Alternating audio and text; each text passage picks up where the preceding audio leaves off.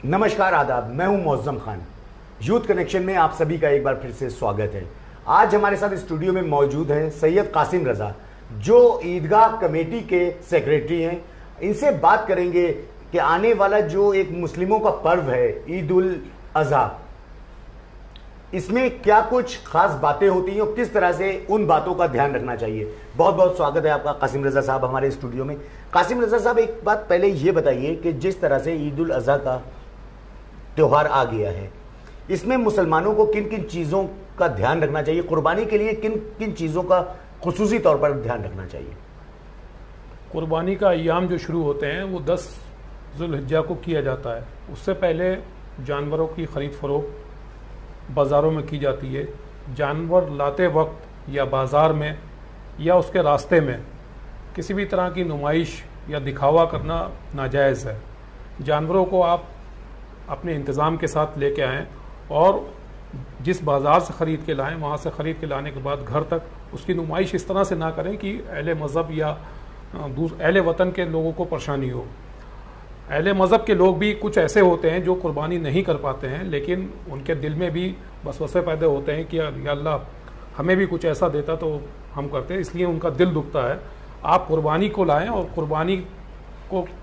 कुर्बानी के जानवर को लाएँ। कुर्बानी के जानवर को लाने के बाद अपने घर तक लाने का जो इंतज़ाम है उसको मुकम्मल तौर पे करें और कुर्बानी वाले दिन बाद नमाज फज्र या बाद नमाज ईदगाह आप अपने घरों पे कुर्बानी करें। कुर्बानी करते वक्त अहले वतन का ख्याल रखें, गरीब गुरबाओं का ख्याल रखें, अपने रिश्तेदारों का ख्याल रखें ताकि उन तक वो गोश्त तकसीम हो चुके।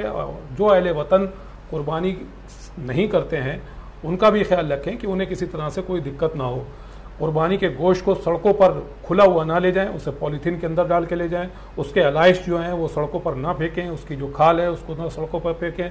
और जो उसका खून निकलता है वैसे तो एक गड्ढा करके उसके अंदर दफन कर देना चाहिए, लेकिन अगर कोई इंतज़ाम नहीं है तो उसका खून का इंतज़ाम मुकम्मल तौर पर करना चाहिए ताकि किसी को परेशानी ना हो।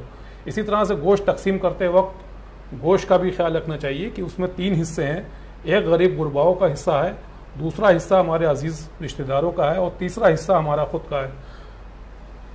काफ़ी ज़्यादा तादाद में ये देखा गया है कि लोग कुर्बानी करते हैं और उसका पूरा गोश्त जो है वो अपने घरों के अंदर रख लेते हैं। ये एकदम गलत है और नाजायज़ है, इसको ना ही करें तो बेहतर है। गोश्त का जो तरीका है, जो इस्लामिक तरीका है, वो 3 हिस्सों का है, वो 3 हिस्से तकसीम करना चाहिए। हमारा शहर शाहजहांपुर गंगा जमनी तहजीब के लिए जाना जाता है, शहीदों की नगरी कहा जाता है। यहाँ पर ठाकुर रोशन सिंह, राम प्रसाद बिस्मिल, अशफाक उल्लाह खां की दोस्ती की मिसालें पूरी दुनिया में आज भी मौजूद हैं। शाहजहांपुर में आमतौर पर देखा जाता है कई बस्तियाँ ऐसी हैं जहाँ पर दोनों मज़हब के लोग मिलकर रहते हैं। तो ऐसी जगहों पर जहाँ पर गैर मुस्लिम भी रहते हों और मुसलमान भी रहते हों, ऐसी जगहों पर जो कुर्बानी का तरीका है वो क्या होना चाहिए? ज़्यादातर शाहजहांपुर के अंदर मैक्सिमम लोग जो कुर्बानी कराते हैं वो इज्तिमाई कुर्बानी का इंतज़ाम रहता है, मदारिस में रहता है। यहाँ पे जो बूचड़ खाने टाइप के बन जाते हैं उसको कुर्बान गाह में ले जाके जानवर को वहाँ पे कुर्बानी करी जाती है। इज्तिमाई कुर्बानी का इंतज़ाम मदरसों में किया जाता है, कमेटियाँ करती हैं और अहले वतन के लोग जिस पे एतराज़ भी नहीं करते हैं। शाहजहांपुर गंगा जमनी तहजीब का शहर है और यहाँ पे बेशक अशफाक और रोशन सिंह की ये साझा शहादत साझा विरासत का शहर कहलाता है।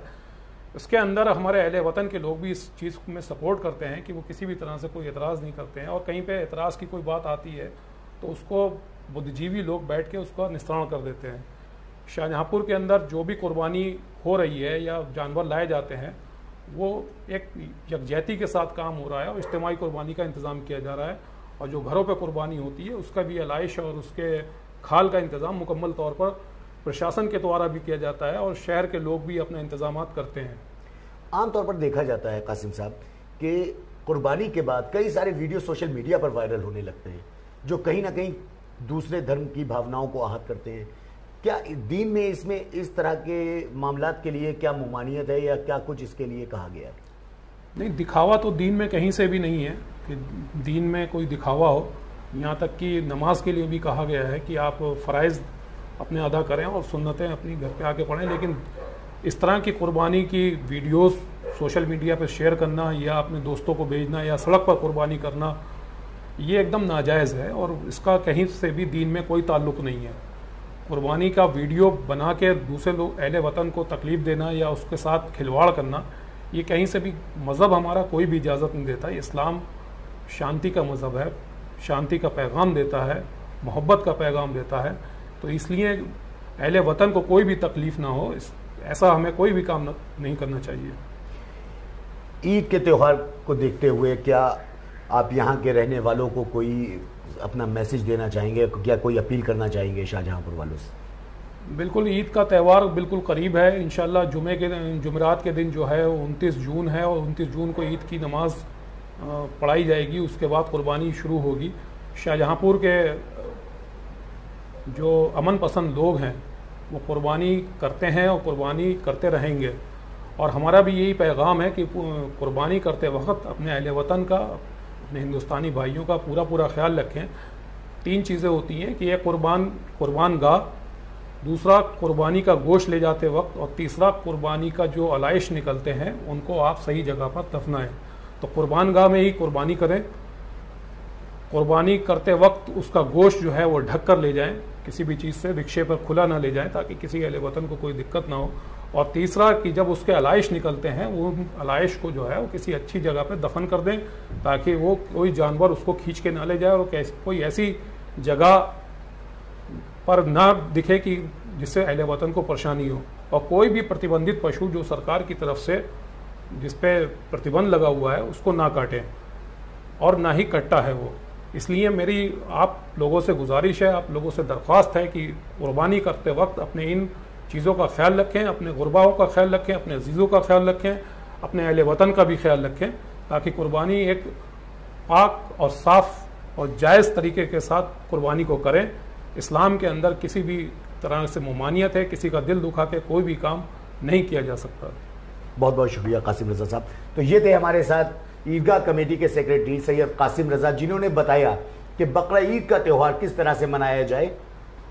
ایسی ہی اور خبروں کے لیے آپ جڑے رہیے یوتھ کنیکشن کے ساتھ۔